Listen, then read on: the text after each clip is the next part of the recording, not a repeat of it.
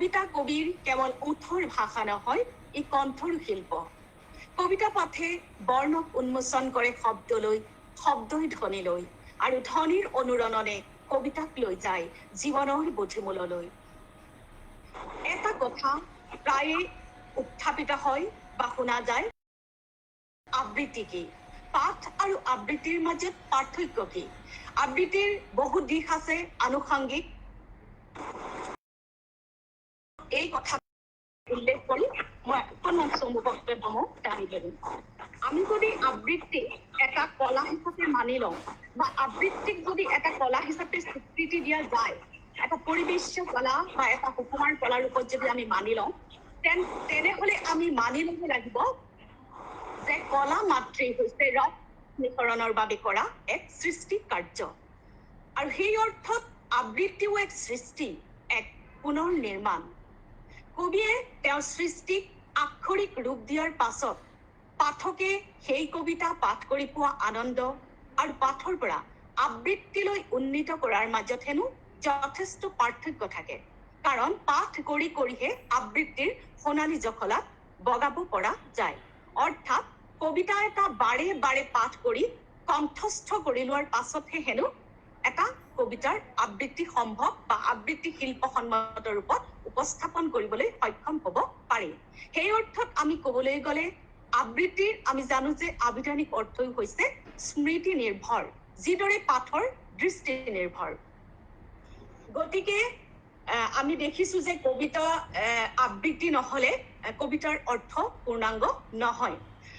কবিতা এটাৰ শব্দৰাজিৰ স্পষ্ট উচ্চাৰণ, লয় ছন্দ ৰক্ষা কৰি যেতিয়া মানুহৰ শ্ৰৱণেন্দ্ৰিয়ত আবৃত হয়, তেতিয়াহে তাৰ আবেদন, নিবেদন বা সংবেদনে পূৰ্ণ ৰূপ পায় বুলি কোৱা হয়। এতিয়া কবিসকলে কবিতা লিখে, শব্দ ব্যঞ্জনাৰে তেখেতসকলে কবিতা লিখে বা কবিসকলে কবিতাত নিজকে প্ৰকাশ কৰে। কিন্তু এগৰাকী আবৃত্তিকাৰে তেওঁলোকৰ বোধ, বুদ্ধি বা উপলব্ধিৰে এটা কবিতাক শিল্পত পৰিণত কৰিব পাৰে বা সেই কবিগৰাকীক শ্ৰোতা দৰ্শকৰ কাষলৈ লৈ যাব পাৰে সেই আবৃত্তিৰ মাধ্যমেৰে। গতিকে তাৰ উপৰিও আমি জানো যে কবিতা দৃশ্য মাধ্যম নহয়, কিন্তু এগৰাকী আবৃত্তিকাৰে তেওঁৰ সুনিপুণ আবৃত্তি কৌশলৰ জৰিয়তে কবিতাক দৃশ্য কাব্যত পৰিণত কৰিব পাৰে। আমি জানো যে আবৃত্তিকাৰে বহিদৃষ্টি আৰু অন্তৰ্দৃষ্টিৰ সমন্বয় সাধন কৰি কবিতাটোৱে কি বিচাৰিছে বা কবিতাটোৰ উদ্দেশ্য কি, লক্ষ্য কি, এই সকলোখিনি কথা গভীৰভাৱে উপলব্ধি কৰি এগৰাকী আবৃত্তিকাৰে সুন্দৰভাৱে বা গভীৰভাৱে এটা আবৃত্তি কৰিব পাৰে বা পৰিবেশন কৰিব পাৰে। আৰু তেতিয়া সেই কবিতাটোৰ যিটো চিত্ৰকল্প, তেতিয়া সেই চিত্ৰকল্পটো এটা শ্ৰোতাৰ মনত এটা স্বচ্ছ ৰূপত প্ৰতিষ্ঠিত হয় বা ফুটি উঠে। গতিকে আমি জানো যে কবিতা এটাৰ লগত যিহেতু ৰস, ছন্দ, সুৰ, ব্যঞ্জনা এইবিলাক মানে সম্পৰ্ক থাকে এইবিলাকৰ, গতিকে আমি জানো যে কবিতা এটাৰ বুকুত ভাহি থাকে এখন চিত্ৰ, নিহিত হৈ থাকে চিত্ৰ এখন। আৰু সেই চিত্ৰটিক শ্ৰোতা দৰ্শকৰ আগত তুলি ধৰাটো আবৃত্তিৰ মাধ্যমেৰে আবৃত্তিকাৰৰ দায়িত্ব। কাৰণ প্ৰতিটো কলাৰে এটা মহিমামণ্ডিত এটা নিজা বৈশিষ্ট্য থাকে, নিজা ৰীতি নীতি থাকে, এটা স্বতন্ত্ৰ কলা প্ৰতিটো কলাই। গতিকে সেই সকলোখিনি কলা কৌশল আয়ত্ত কৰি এগৰাকী আবৃত্তিকাৰে যেতিয়া সুন্দৰ ৰূপত এটা কবিতাক শিল্পসন্মত ৰূপত উপস্থাপন কৰে, তেতিয়া সেই কবিতাটোৰ যি ভাৱ ভাষা, সেই ভাৱ ভাষাই দৰ্শকক হৃদয় চুব পাৰে বা দৰ্শকে সেই ভাৱ ভাষাক হৃদয়ংগম কৰিব পাৰে। ডক্টৰ নগেন শইকীয়াদেৱে কৈছিলে যে শব্দই লৈ আহে ছবি, শব্দৰ ধ্বনিয়ে লৈ আহে ভাৱৰ সুৰ, ছন্দই লৈ আহে গতিৰ প্ৰবাহ, গদ্য ছন্দটো থাকে অনুভৱৰ ঢৌ। আৰু আবৃত্তিয়ে এই আটাইবোৰৰ সমাহাৰ সাধন কৰি শ্ৰোতাৰ হৃদয়ত তোলে তাৰ স্পন্দন আৰু অনুৰণন। গতিকে আমি বহু ডেফিনেশ্যন পাওঁ আবৃত্তিক লৈ, বহু বৰেণ্য ব্যক্তিয়ে আবৃত্তিক লৈ বহু সংজ্ঞা দাঙি ধৰিছে।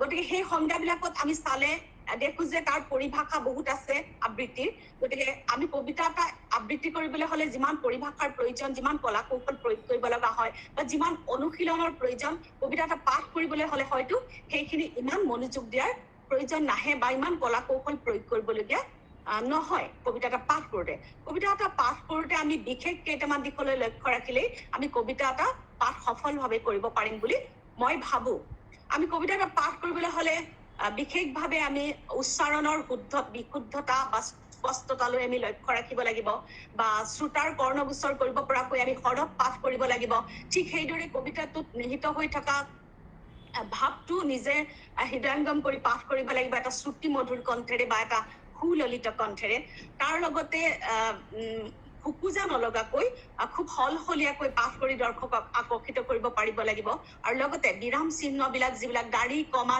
সেমিকলন এইবিলাক থাকে সেইবিলাকলৈ লক্ষ্য ৰাখি সেইবিলাকৰ সুপ্ৰয়োগ কৰি আমি কবিতা এটা পাঠ কৰিলে আবেগ মিশ্ৰিত কণ্ঠেৰে পাঠ কৰিলে আমি ভাবো পাঠক এগৰাকী পাঠকে সফলতা লাভ কৰিব পাৰিব কিন্তু আবৃত্তি কৰিবলৈ হলে হয়তো আৰু বহু দিশলৈ লক্ষ্য ৰাখিব লাগিব ৰসৰ জ্ঞান থাকিব লাগিব নৱৰসৰ বিষয়ে জানিব লাগিব তাৰ প্ৰক্ষেপণ শৈলীৰ কথা আছে তাৰ প্ৰক্ষেপণ শৈলী স্বৰটো ক'ত যাব লয়টো ক'ত হ'ব আমাৰ তিনিবিধ লয় থাকে দ্ৰুত লয় মধ্যম লয় বিলম্বিত লয় ঠিক তেনেকে স্বৰ 5 প্ৰকাৰ মন্দ স্বৰ মধ্যম স্বৰ তাৰা স্বৰ কম্পিত স্বৰ ঠিক তেনেকে আকৌ কম্পিত স্বৰ তাৰপা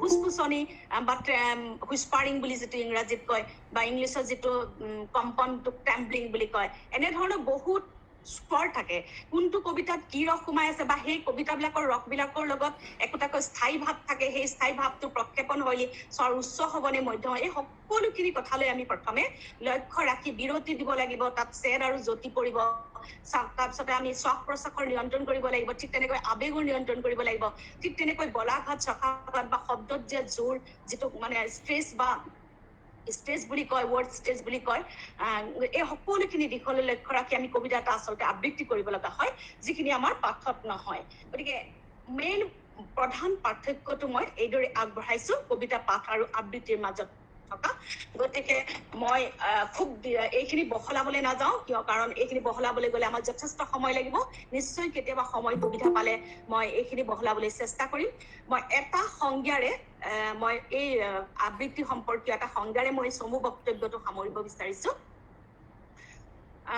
প্ৰয়াত আমাৰ শ্ৰদ্ধাৰ গোলাপ চন্দ্ৰ বৰাদেৱৰ তেখেতৰ প্ৰয়োগ শিল্প আবৃত্তিত উল্লেখিত এটা সংজ্ঞা মই দাঙি ধৰিব বিচাৰিছো তেখেতৰ মতে কোনো এটা বিষয় গদ্যই হওক বা পদ্যই হওক মনত আওৰাই লৈ স্পষ্ট বিশুদ্ধ পৰিশীলিত উচ্চাৰণ স্বৰগমৰ স্বচ্ছন্দ আৰোহণ অৱৰোহণ সংযত আবেগ আৰু আত্মগত ভংগীৰে বিষয়বস্তুৰ লয় ছন্দ জ্যোতি ছন্দ বিন্যাস আদিলৈ লক্ষ্য ৰাখি বিষয়বস্তুত নিহিত ভাৱ আৰু ৰস প্ৰকট হোৱাকৈ সুন্দৰ তথা মনোমত কণ্ঠস্বৰ প্ৰক্ষেপণৰে বোধ সমৃদ্ধ পৰিৱেশন কৰি শ্ৰোতাৰ হৃদয়ত উক্ত ভাৱ আৰু ৰসৰ সঞ্চাৰ কৰিব পৰাকে আবৃত্তি বোলা হয় বুলি তেখেতে কৈছে আৰু বহু সংজ্ঞা দাঙি ধৰিছে আমাৰ গুৰু শান্তি শ্ৰদ্ধাৰ শান্তিছা শইকীয়া বাইদেউৰ কিতাপ এখন আছে তেখেতৰ গ্ৰন্থখনতো খুব এটা সুন্দৰ আবৃত্তি সম্পৰ্কীয় সংজ্ঞা আছে বা ঠিক তেনেকে জুলিয়ানা বেগম বাইদেউ এখন কিতাপ উলিয়াইছে তাৰপিছত ভূপেন চক্ৰৱৰ্তী বা উপম শইকীয়াদেৱেও প্ৰত্যেকৰে ইছমান হুছেইন ছাৰৰ এখন কিতাপ আছে কবিতা আৰু আবৃত্তি বুলি গতিকে সকলোৰে এটা এটা ডেফিনেশ্যন আছে কিন্তু সেইখিনি আমি অধ্যয়ন কৰিলে সকলোখিনি কথা গম পাম সকলোৱে নিশ্চয় কৰিছে মই ভাবো মই এটা সংজ্ঞাই দাঙি ধৰিলো শেষত এটা বাক্য ক'বলৈ বিচাৰিছো যে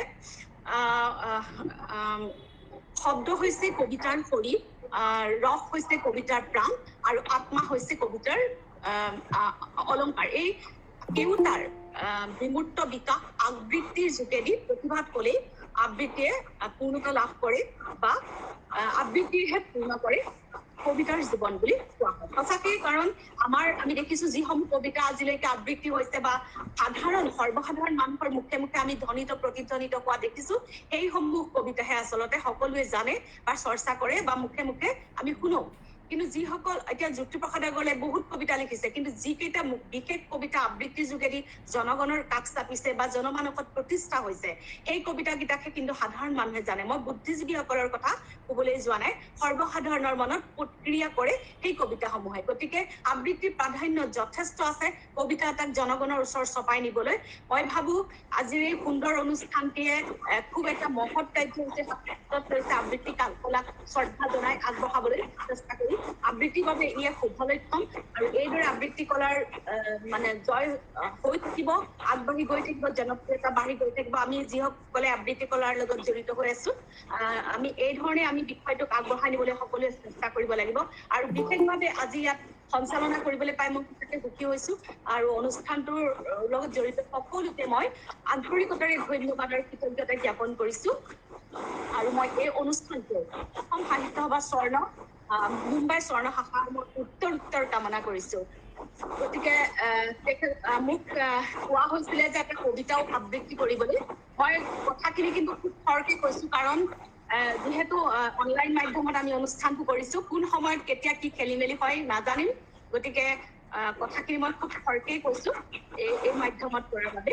মই এটা কবিতা আপোনালোকৰ সন্মুখত আবৃত্তি কৰিবলৈ আগবাঢ়িছো এতিয়া, আপোনালোকৰ অনুৰোধ মৰ্মে।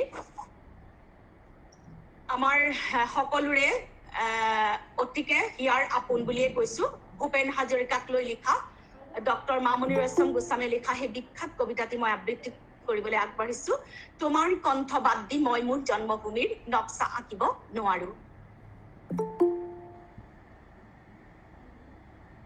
তোমাৰ কণ্ঠ বাদ দি মই মোৰ জনমভূমিৰ নক্সা আঁকিব নোৱাৰো। তোমাৰ কণ্ঠত বিয়পি আছে মোৰ আইৰ আকাশত বতাহত, বুঢ়া লোকৰ উত্তাল বুকুত, ধনশিৰিৰ ৰেশ্মা বালিত, বুঢ়ী দিহিঙৰ ধবল ঘাটত, দিখৌৰ তাম্বৰণীয়া ঢলত, লখিমপুৰৰ ৰঙা নদীৰ ৰিহাৰ আচলত, জগলীয়াৰ সোণালী পানী। ভূপেন্দ্ৰ, তোমাৰ কণ্ঠ বাদ দি মই মোৰ জন্মভূমিৰ নক্সা আঁকিব নোৱাৰো। এই কণ্ঠ কৰ্দমত নে অমৃতত? নাই, এয়া মোৰ প্ৰশ্ন নহয়, কিন্তু কেনে কণ্ঠৰে যি কণ্ঠই অমৃত হৈ স্পৰ্শ কৰে মোৰ জনমভূমিৰ অগণৰ হৃদয়। এয়া কেনে কণ্ঠ যি কণ্ঠই হৃদয়ৰ গহ্বৰত সোমাব জানে, কিন্তু নাজানে ওলাই অহাৰ পথ। মই জানো হৃদয়ক জয় কৰা নাযায় বুদ্ধিৰে নাইবা বাৰুদ আৰু ৰাজনীতিৰ চমৎকাৰ খেলেৰে। হৃদয় জয় কৰা যায় সেই কণ্ঠেৰে, যি কণ্ঠৰ উচ্চ হয়তো ত্ৰাস আৰু যন্ত্ৰণাত ধৰফৰ কৰা বৰিশাললৈ নিয়া বহু হৃদয়ৰ গোপন হাহাকাৰ। যি কণ্ঠৰ জন্ম হয়তো অগণন জনগণৰ ক্ষোভ আৰু বেদনাৰে চিৰাতিৰ হৃদয়ৰ গোপন কক্ষ। না, এইবোৰ কথা মই নাজানো। জানো মাথো এটা কথা, ভূপেন্দ্ৰ, কণ্ঠ অবিহনে মই মোৰ জন্মভূমিৰ নক্সা আঁকিব নোৱাৰো। মানুহৰ নকৰ আঁচুৰে ৰক্তাক্ত কৰা, বাৰুদৰ ধোঁৱাই বিপৰীত কৰা, সন্দেহ আৰু ত্ৰাসৰ অগ্নিয়ে ভস্মীভূত কৰা মনৰ এই আকাশক তোমাৰ কণ্ঠই দিয়ে মুক্তিৰ মমতাময় শিশু। এই কণ্ঠত আশা আছে, আছে মানৱ প্ৰেমৰ এক ব্যাকুল আহ্বান। ভূপেন্দ্ৰ, তোমাৰ কণ্ঠই এই যুগৰ কণ্ঠ, বতাহত উৰি থকা এই যুগৰে শুকুলা ধ্বজা। এই শুকুলা ধ্বজাৰ তলত আছে মোৰ জন্মভূমিৰ শত শত জনগণ। ভূপেন্দ্ৰ, তোমাৰ কণ্ঠ, যি কণ্ঠ হৃদয়ত সোমাব জানে, কিন্তু নাজানে ওলাই অহাৰ পথ। ভূপেন্দ্ৰ, তোমাৰ কণ্ঠ অবিহনে মই মোৰ জন্মভূমিৰ নক্সা আঁকিব নোৱাৰো। নোৱাৰো আঁকিব ভূপেন্দ্ৰ। কবিতাটি শেষ হৈছে। এই কবিতাটিৰে মই মোৰ চমু বক্তব্য সামৰণি মাৰিছো বুলি মই ঘোষণা কৰিছো। মই পুনৰবাৰ সকলোলৈকে ধন্যবাদ আৰু আবৃত্তিকাৰসকললৈ শুভেচ্ছা জ্ঞাপন কৰিছো, অভিনন্দন জ্ঞাপন কৰিছো। সকলো সন্মানীয় আবৃত্তিকাৰৰ আবৃত্তি উপভোগ কৰিম নিশ্চয় এই মুহূৰ্ত। গতিকে মই মোৰ বক্তব্য ইমানতে সামৰণি মাৰিছো। ধন্যবাদ।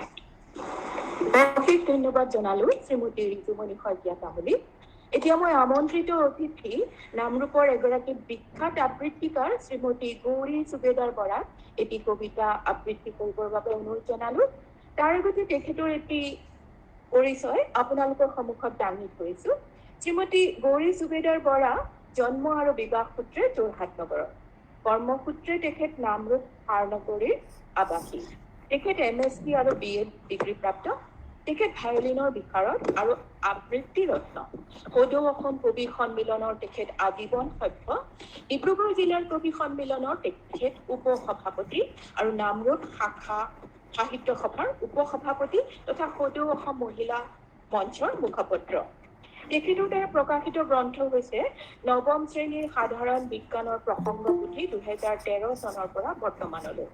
বিভিন্ন কাকত আলোচনীত তেখেতৰ কবিতা প্ৰবন্ধ আদি প্ৰকাশ হৈ আহিছে 15 বছৰ মানৰ পৰা। তেখেতৰ এখন কবিতা পুথি প্ৰকাশৰ প্ৰস্তুতিও বৰ্তমান চলি আছে। তেখেতলৈ অশেষ শুভেচ্ছা জ্ঞাপন কৰিছো। এয়া শ্ৰীমতী গৌৰী সুবেদাৰ বৰা। তেখেতে তেখেতৰ কবিতাটি এতিয়া পাঠ কৰি শুনাব আপোনালোকক। এটা অনুৰোধ কৰিব খুজিছোঁ আৰম্ভ কৰাৰ আগতে এটা অনুৰোধ কৰিছোঁ। ডেইজি বাইদেউ, আপুনি যেতিয়া কথা নকয় সেইখিনি সময়ত আপোনাৰটো মিউট কৰি ৰাখিব। কিবা ডিষ্টাৰ্বেঞ্চ এটা আহি আছে, সেইটো কাৰণে মই মিউট কৰিবলৈ বহুতবাৰ চেষ্টা কৰিছিলোঁ আপোনাক, কিন্তু আপুনি বাৰে বাৰে আনমিউট কৰি আছিলে। আপুনি বেয়া নাপাব সেইটো, যেতিয়া আপুনি কথা নকয়। অ'কে, ঠিক আছে। গৌৰী বাইদেউ, আপুনি আৰম্ভ কৰিব পাৰে। ধন্যবাদ। ধন্যবাদ ডেইজি। অসম সাহিত্য সভাৰ মুম্বাই স্বৰ্ণ শাখাৰ সভাপতি মহোদয়া সুৰেয়া জাহান বাইদেউ প্ৰমুখ্যে শাখাৰ সকলো বিষয়ববীয়া কৰ্মকৰ্তা আৰু আজি এই বিশেষ সন্ধ্যাটোত উপস্থিত থকা সঞ্চালিকা মহোদয়া প্ৰমুখ্যে আবৃত্তিকাৰসকল আৰু ভাৰতৰ বিভিন্ন প্ৰান্তৰ পৰা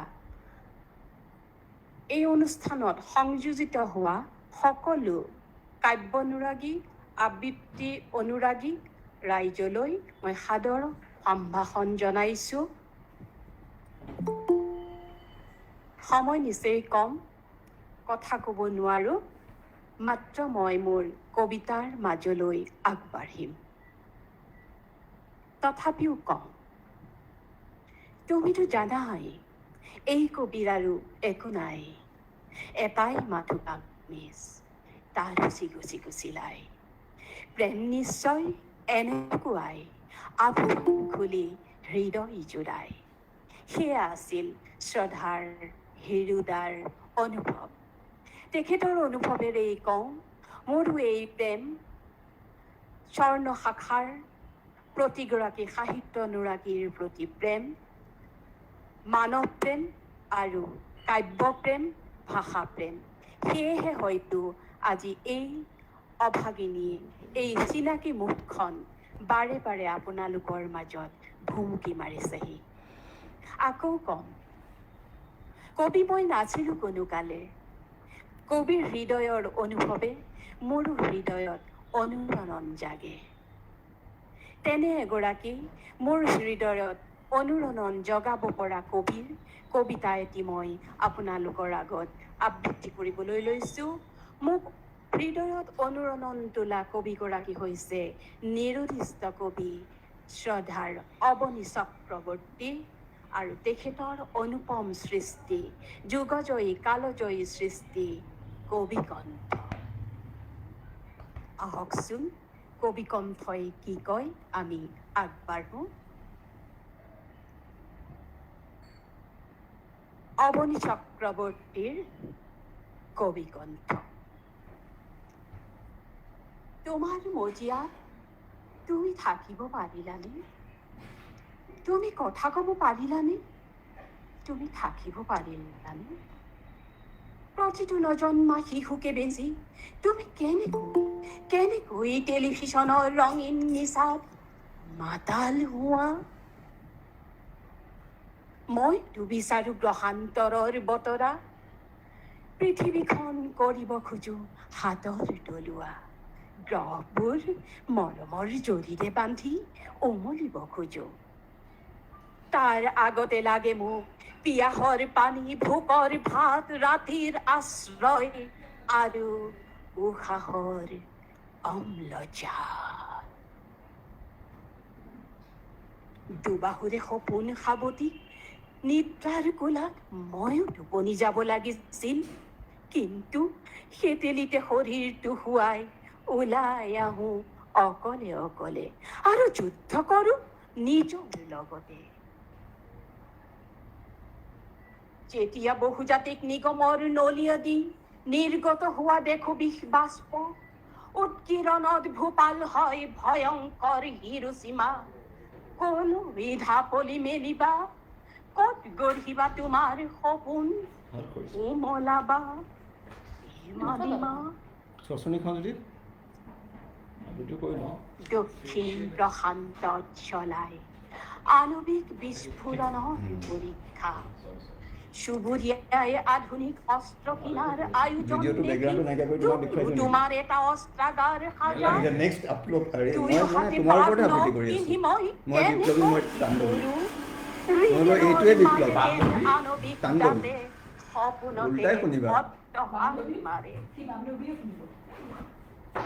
কণ্ঠ বুলিলে স্বাধীনতা ভৰি বুলিলে পথৰ নক্সা অঁকা চকু বুলিলে প্ৰত্যক্ষ কৰা সমস্ত পৃথিৱী তাকেতো ভাই 91% মানুহ মানে পগলা দেই কেনেকৈ পাই ইমান স্ক'ৰ জীৱনতে নাপালো এটা পেপাৰত পাইছো আৰু তেনেকুৱা কাহিৰ বাবে মুখৰ মাতৰ বাবে এইটো পুৰা মজিয়াৰ বাবে ইজনে সিজনৰ নেলু টিপি মৰো এই তোমাৰ গাড়ী কি হ'ব বাৰে বাৰে চনত মই বহিবলৈ আমি পাৰ্টিও কৰিলো বাৰে বাৰে আঁঠুৰিখিলা উলিয়াই নিয়ে আৰু বিচাৰি আনো বাৰে বাৰে নিহত হওঁ আৰু উঠি আহোঁ ইতিহাসৰ চকু দুটালৈ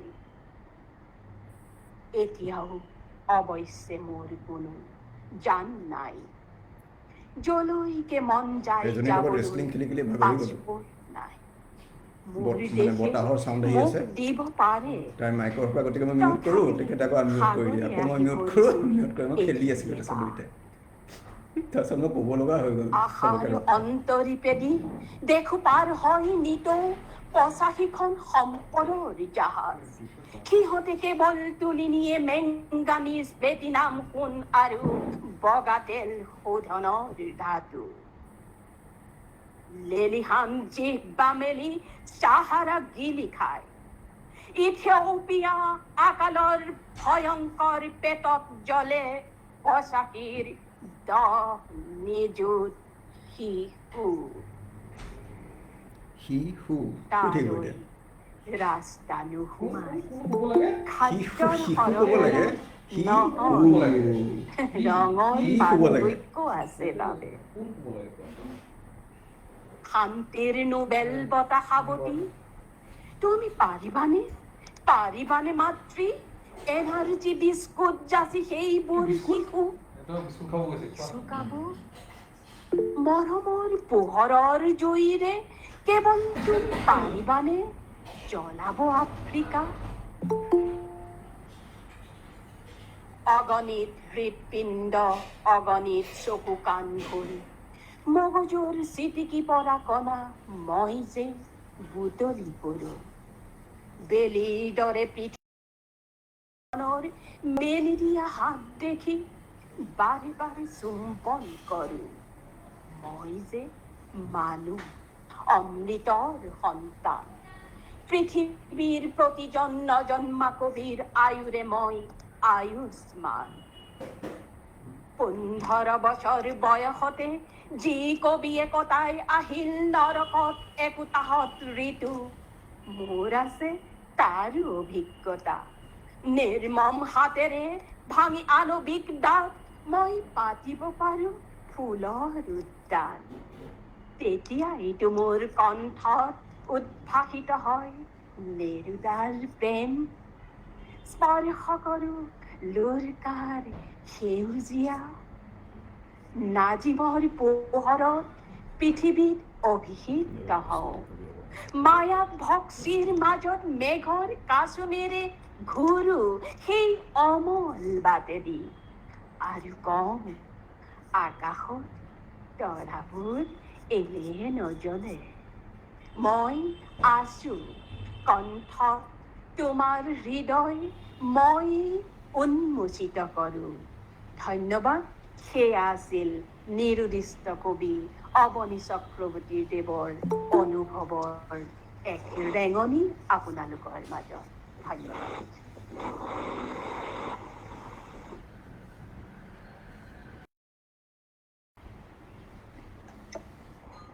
মই এষাৰ কওঁ নেকি হয় হয়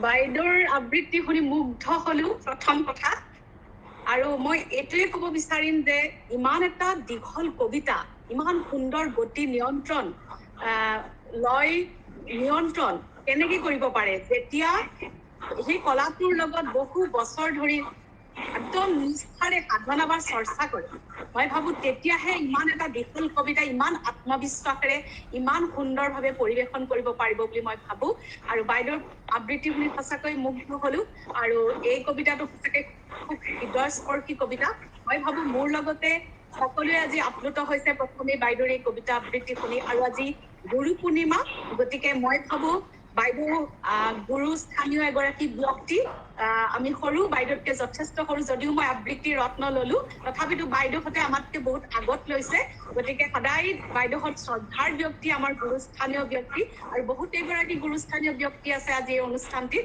গতিকে আমি সৌভাগ্যৱান আজি এটি এনে সুন্দৰ মহত্বপূৰ্ণ দিনত অনুষ্ঠানটি আয়োজন কৰিছে আয়োজক সমিতিয়ে আৰু সঁচাকৈ ভাল লাগিছে সকলোৰে মাজত আজি এই দিনটো উপভোগ কৰিবলৈ পাই উপস্থিত থাকিবলৈ পাই ধন্যবাদ জনাইছো বাইদেউ ধন্যবাদ ৰিজুমণি তুমি উৎসাহিত কৰিলা আচলতে মই এই কবিজনৰ বিশেষভাৱে এই কবিতাটো খুবেই ভাল পাওঁ সেইকাৰণে মোৰ হয়তো হৃদয়ৰ আহে আহে কোহে কোহে সোমাই আছে হয় তাৰেই ফলশ্ৰুতিত হয়তো মই গাব পাৰিলো চাগে তোমালৈ অশেষ ধন্যবাদ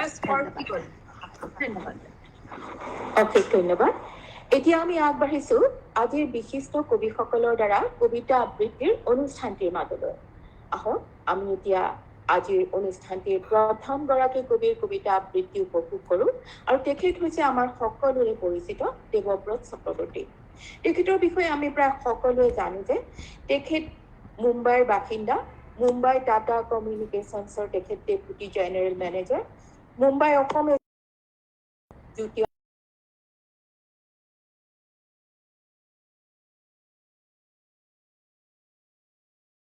এছ'চিয়েশ্যনৰ তেখেত তাৰোপৰি তেখেত এজন সু আবৃত্তিকাৰ আৰু মোকাভিনেতা এয়া আপোনালোকৰ সন্মুখত শ্ৰীযুত দেৱব্ৰত চক্ৰৱৰ্তী তেখেতে এতিয়া তেখেতৰ কবিতাটি আবৃত্তি কৰি শুনাব শুভ সন্ধিয়া সকলোলৈকে আজি মোৰ হাতত দুটা কাম কাৰিকৰী দিশটোও চাই আছোঁ আৰু লগতে এতিয়া আবৃত্তি কৰিব ওলাইছোঁ কবিতাটি হৈছে অগ্নিকবি অম্বিকাগিৰি ৰায়চৌধুৰীৰ মই বিপ্লৱী মই তাণ্ডৱী মই বিপ্লৱী মই তাণ্ডৱী মই কাল বিজয়ী বিপ্লৱী মই কাল বিনাশী তাণ্ডৱী আজি বিপ্লৱ তুলুকত মই তাণ্ডৱ তুলুকত সৃষ্টিৰ স্নায়ু ধুনাধুন কৰি উতলি উঠিছে বিপ্লৱ মোৰ উতলি উঠিছে বিপ্লৱ ব্ৰহ্মাণ্ডৰ মেৰু প্ৰকম্পি দাপিছে দাৰুণ তাণ্ডৱ মোৰ দাপিছে দাৰুণ তাণ্ডৱ নভ মহানীল চিৰাচিৰ কৰি প্ৰলয় ভংগী উঠে তাৰ চৰি স্বৰ্গ মৰ্ত ৰসাতল ৰেখা মোহাৰি মুচৰি কৰি দিলে একাকাৰ ক্ষিপ্তপ তেজ মৰুদ্যমৰ নোহোৱা কৰিলে চিনচাপ পাৰাপাৰ কি পৰিণামেৰে ক্লান্তিত পৰি ক'ত বা হয় শিক্ষান্ত নাপাওঁ বিচাৰি পাত্ৰ আধাৰ য'ত কৰোঁ তাক শান্ত হোৱা বিলাসালাসৰ ক্লেদী পৰশত জীৱন দীপ্ত কৰ্মোল্লাসী পুলকোৎসৰ ছন্দ পৰিছে ভাগি আত্মানন্দী সেৱা হৰসত গ্লানিৰ জটিল বেদনা জমিছে মত্তখকৰ বজ্ৰ আচুৰ লাগি তাতে তোলো নেকি তাণ্ডৱ মোৰ তাতে তোলো নেকি বিপ্লৱ আৰু চোন খোৱা কুহকী ৰূপৰ কুট মাধুৰীয়ে পবিত্ৰতাৰ আজলি শিশুক উজুতি খুৱাই কৰে কেনে লতি ঘটি প্ৰবঞ্চনাৰ ধূৰ্ত ফাঁকিয়ে ঊৰ্ধ্বগামিনী প্ৰগতি গতিক মাৰঘাট মাৰি কৰি দিয়ে অধোগতি তাতে তোলো নেকি বিপ্লৱ মোৰ তাতে তোলো নেকি তাণ্ডৱ আৰু সেইফালে কয় লিখে কৰে ধৰে আন লুটি পুতি খায় শান্তিৰ গান দুৰ্মত যত অনীতি আচৰি তুলিকা বোলাই দেখুৱাই মহাকবি ভিতৰত পুহি দুষ্ট পিশাচ বাহিৰত আঁকে মোহিনী কলাৰ ছবি তাতে তোলো নেকি তাণ্ডৱ মোৰ তাতে তোলো নেকি বিপ্লৱ হবাচোন আৰু পদমৰ্যাদা ক্ষমতাৰ খকে মানৱীয়তাকে গিলে ডিঙিলৈকে আত্মাৰ ক্ষুধা ভৰিৰে মোহাৰি যৌন ক্ষুধাৰ পিশাচী ৰূপত মত্ত কৰ্তব্যৰ গেৰি তল কৰি বলিয়া সিংহৰ কেৱল দাবীৰ স্বত্ব তাতে নেকি মোৰ তুলো তাণ্ডৱ বিপ্লৱ তুলো মোৰ কোনফালে চাই কোনফালে লৰো কোনটিক এৰি কোনটিক ধৰো এটাক ধৰিলে আনফালে পুনো ক্ষিপ্ত দাপুৰে উদ্ভেদ উঠি আহে মোৰ লৰা ধপৰাৰ দুৰ্গতি চাই বিদ্ৰূপ বানহানি সকলোৱে হাঁহে আৰু দেখোচোন প্ৰগতি শিল্পকলাৰ আঁৰত লুকাই লালসা ভৰা সাগৰত কামনা দানৱে ধুমুহা তুলিছে উগাৰি তীব্ৰ তেজাল ক্লেদৰ ঢৌ হাঁহিছে বিকট কলমখ সানি কৰি বিষাক্ত জীৱন মাধুৰী মৌ তাতে তোলো নেকি তাণ্ডৱ মোৰ তাতে তোলো নেকি বিপ্লৱ ই কি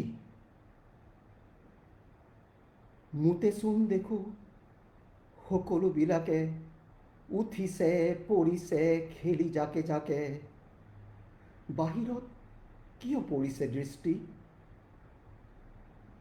ভিতৰত দেখো স্বৰ্গ নৰক মোৰ সৃষ্টি স্থিতি প্ৰলয় বিনাশ নিজতেই দেখো ঘটিছে সকলোবোৰ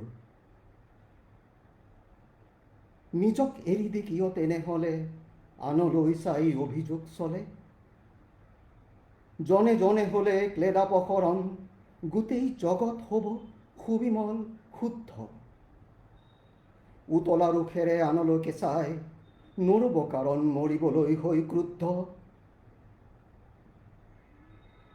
তুল তুল তুল তুল তেনেহলে তুল তাণ্ডৱ বিৰাট বিপুল মহাবিপ্লৱ প্ৰথমে নিজৰ অহংসিন্ধু মন্থন কৰি নাৰকী কলুষ ক্লেদ ধ্বংসী বিনাশী তুল জীৱনত পুণ্য লৱনো কৰি অহামিকা চেদ তাৰ লগে লগে সীমা অসীমৰ সংযোজনাৰ সাফটো গছকি গছি নিৰ্মল কৰি সৃষ্টিকলাক কলুষিত কৰি নৰক যি আছে পচি নৰক যি আছে পচি ধন্যবাদ খুব ভাল লাগিলে প্ৰথমেই কওঁ যে এষাৰ কথা যে মুম্বাইত থাকিও অসমৰ কবিসকলৰ কবিতা ইমান সুন্দৰকৈ চৰ্চা বা সাধনা কৰিছে আৰু কৰ্ম সংস্থাপনৰ নিশ্চয় খুব দায়িত্বশীল পদত আছে বা তেনেধৰণে ব্যস্ত হৈ থকাৰ পিছতো এইবিলাক যে আবৃত্তি যে চৰ্চা কৰিছে খুব প্ৰথম কথা কওঁ সেই কথাটোৱে মোক খুব ভাল লাগিছে আৰু কবিতাটো সঁচাকৈ ক'বলৈ গ'লে এটা কঠিন কবিতা যথেষ্ট কঠিন কবিতা এইটো কবিতা আবৃত্তি কৰাটো ইমান সহজ নহয় কিন্তু খুব কঠিন আৰু যিহেতু কবিতাটো ৰস হৈছে ৰৌদ্ৰ ৰস আৰু বীৰ ৰস সোমাই আছে তাত আৰু তাৰ লয়টো হৈছে দ্ৰুত গতিকে শব্দবোৰ ইমান মানে শিৱৰ তাণ্ডৱ নৃত্যৰ দৰে বা ডম্বৰুৰ দৰে শব্দ ক'বলৈ গ'লে খুব কঠিন শব্দ সেই শব্দবোৰ লৈ খুব সুন্দৰভাৱে এটা দ্ৰুত লয়ত কবিতাটো আত্মবিশ্বাসৰ আবৃত্তি কৰিব পৰাটো কম কথা নহয় গতিকে আবৃত্তি চৰ্চা নকৰিলে কেতিয়াও নোৱাৰে এই কবিতা তেনেদৰে কৰিবলৈ মই শুনি খুব আপ্লুত হলো আৰু মোৰ সঁচাকৈ ক'বলৈ গ'লে অকণমান পুৰণি দিনলৈ মই গুচি গ'লো কাৰণ এই কবিতাটো লৈ মই মোৰ ছাত্ৰ ছাত্ৰী 20 গৰাকীক লৈ মই এটা প্ৰগ্ৰেম কেইবাঠাইতো প্ৰগ্ৰেম কৰিছোঁ সম্পূৰ্ণ কৰিঅ'গ্ৰাফ উইথ মিউজিক মানে বিপ্লৱী ল'ৰা 10জনক মই বিপ্লৱী সজাইছিলোঁ ছোৱালী 10 গৰাকীক মই তাণ্ডৱী সজাইছিলোঁ সেই ধৰণে ড্ৰেছ পোছাক কৰাই আৰু তাত মানে কৰিঅ'গ্ৰাফ কৰাইছোঁ এজন কৰিঅ'গ্ৰাফাৰ হতুৱাই লগত মিউজিক দি মই কেইবাখন মঞ্চত এই কবিতা সুন্দৰ কবিতা এটা আৰু মই সঁচাকে সকলোৱে কিন্তু নোৱাৰে এই ধৰণে উপস্থাপন কৰিবলৈ কিন্তু ৰস মানে কেতিয়াবা ভংগ হোৱা দেখো বা অৰ্থ বিভ্ৰাট হোৱা দেখো আজি কিন্তু সঁচাকে আপ্লুত হলো আপোনালৈ মই ধন্যবাদ জ্ঞাপন কৰিছো মোক খুব ভাল লাগিলে বহুত বহুত ধন্যবাদ ধন্যবাদ তেখেত হ'ল গুৱাহাটীৰ জীয়ৰী ডিব্ৰুগড়ৰ বোৱাৰী আৰু বৰ্তমান কলকাতাৰ বাসিন্দা জৰ্জ কলেজৰ ডিপাৰ্টমেণ্ট অফ এডুকেশ্যনত তেখেত বৰ্তমান এছিষ্টেণ্ট প্ৰফেচৰ ৰূপে কৰ্মৰত গুৱাহাটীৰ কৃষ্ণকান্ত সন্দিকৈ মুক্ত বিশ্ববিদ্যালয়ৰ পৰা 2019 চনত তেখেতে PhD ডিগ্ৰী লাভ কৰিছে ছাত্ৰী অৱস্থাৰ পৰা তেখেতে আবৃত্তি কৰি আহিছে ইণ্টাৰ কলেজ আবৃত্তি প্ৰতিযোগিতাত দুবাৰকৈ তেখেতে প্ৰথম স্থান লাভ কৰে শিৱসাগৰ জিলা ভিত্তিক আবৃত্তি প্ৰতিযোগিতাতো তেখেতে পুৰস্কাৰ লাভ কৰিছে আৰু ভাৰতবৰ্ষৰ বিভিন্ন ঠাইত নিমন্ত্ৰিত আবৃত্তিকাৰ ৰূপে তেখেতে আবৃত্তি কৰি আহিছে আৰু তেখেত হৈছে এগৰাকী স্বীকৃতিপ্ৰাপ্ত আবৃত্তিকাৰ ডক্টৰ মেঘালী গোস্বামী ডক্টৰ গোস্বামীলৈ আমাৰ তৰফৰ পৰা বহু শুভেচ্ছা জ্ঞাপন কৰিলো এয়া আপোনালোকৰ সন্মুখত ডক্টৰ মেঘালী গোস্বামী তেখেতৰ এটি কবিতা আবৃত্তিৰে ধন্যবাদ ডেইজি বাইদেউ পোনপ্ৰথমে মই ক'বলৈ বিচাৰিছোঁ যে মই আজি অসম কেশৰী অম্বিকাগিৰি ৰায়চৌধুৰীদেৱৰে কবিতা এটি আবৃত্তি কৰিবলৈ চেষ্টা কৰিম প্ৰথমে মই অসম সাহিত্য সভাৰ মুম্বাই স্বৰ্ণ শাখাৰ সৌজন্যত আয়োজিত আজিৰ আবৃত্তি এসন্ধাৰ সন্মানীয় আয়োজক মণ্ডলীক মই ধন্যবাদ জ্ঞাপন কৰিছোঁ মোক আমন্ত্ৰণ কৰাৰ বাবে বিশেষকৈ মই মোৰ স্কুলীয়া বান্ধৱী আপোনালোক সকলোৰে পৰিচিত যিসকল মুম্বাইবাসী মোৰ মৰমৰ বান্ধৱী দীক্ষা খাটুনিয়াৰ আপোনালোকৰ মতে দীক্ষা খাটুনিয়াৰ মোৰ মৰমৰ দীক্ষা পাঠকক মই আন্তৰিক ধন্যবাদ জ্ঞাপন কৰিছোঁ মোক আপোনালোকৰ সৈতে পৰিচয় কৰি দিয়াৰ বাবে এই সুযোগতে মই যদি হিৰণ ভূঞা বাইদেউক ধন্যবাদ জ্ঞাপন নকৰোঁ তেতিয়াহ'লে আধৰুৱা হৈ ৰ'ব কাৰণ হিৰণ ভূঞা বাইদেৱে মোক যোগাযোগ কৰি আজিৰ এই সুন্দৰ সন্ধিয়াটিত এটা আবৃত্তি পৰিৱেশন কৰিবলৈ সুযোগ দিছে তাৰোপৰি মই ৰিজুমণি বাইদেউৰ যিখিনি বক্তব্য আপুনি শুনালে মই মোৰ নিজৰ ল'ৰালিকালৈ আচলতে গুচি গ'লোঁ আপুনি কোৱা কথাবোৰ শুনি মোৰ ইমানেই ভাল লাগিছে ইনষ্টেণ্ট মই আচলতে ইমান দিন কবিতা আবৃত্তিৰ সৈতে মই চৰ্চাৰো অভাৱ মোৰ তথাপিতো আপোনাৰ কথাবোৰে মোক মোৰ লৈ গৈছে তাৰ সেইবাবে মই আপোনাক মানে অন্তৰৰ পৰা ধন্যবাদ জ্ঞাপন কৰিছোঁ আপুনি দিয়া বক্তব্যৰ ওপৰত ভিত্তি কৰি মই এই মুহূৰ্তত ঠিক কৰিছোঁ যে মই আজি আবৃত্তি প্ৰাৰ্থনা এটাৰে মোৰ কবিতা আবৃত্তিটো পৰিৱেশন কৰিবলৈ চেষ্টা কৰিম আৰু কিমান দূৰ মই সফল হ'ম সেইটো তাৰ দায়িত্বভাৰ আপোনালোকৰ হাতত মই অৰ্পণ কৰিছোঁ মই অসম কেশৰী অম্বিকাগিৰি ৰায়চৌধুৰীদেৱৰ কবিতা ইজ এ অগ্নিবীণাৰ টান কবিতাটি আবৃত্তি কৰিম কবিতাটোত বাইদেৱে কোৱাৰ নিচিনা মই দ্ৰুত মধ্য আৰু বিলম্বিত লয় হয়তো সংমিশ্ৰণ কৰিছোঁ কবিতাটিৰ আবৃত্তিত মাধুৰ্যতা আনিবলৈ মই কোনো শাৰী বা পংক্তি মই হয়তো পুনৰাবৃত্তিও কৰিব পাৰোঁ কিন্তু মই নাজানো যেতিয়া কৰি যাম তেতিয়া হয়তো হ'বও পাৰে তাৰ ভাৰটো দায়িত্বভাৰ বাইদেউ আপোনালোকৰ ওচৰত মই অৰ্পণ কৰিলোঁ আবৃত্তি সৰ্বশাস্ত্ৰাণাম বুধাদপি গৰীয়সি আবৃত্তি সৰ্বশাস্ত্ৰাণাম বুধাদপি গৰীয়সি গৰীয়সি গৰীয়সি গৰীয়সি গৰীয়সি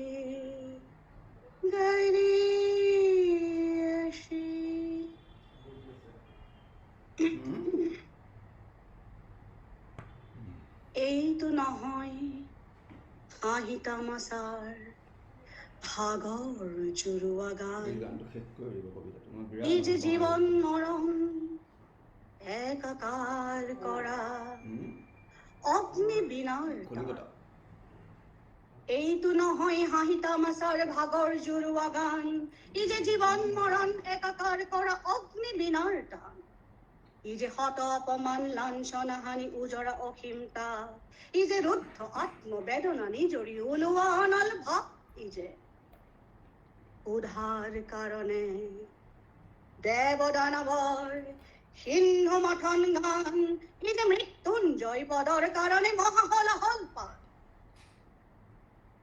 ই যে মাতৃশৰণ পূজাৰ বেদী হৃদয় ৰক্তদান ই যে ভাই ভাই হবে পূজাবেদী নহয় চকু পচাৰতে এক হৈ যোৱা প্ৰাণ ই যে হীনতা নিচতা ভীৰুতা দীনতা জোকাৰি পেলোৱা ভাৱ ই যে হীনতা নিচতা ভীৰুতা দীনতা জোকাৰি পেলোৱা ভাৱ ই যে এক ৰূপে ৰকে এক ৰঙে সঙ্গে এক কৰি দিয়া চাপ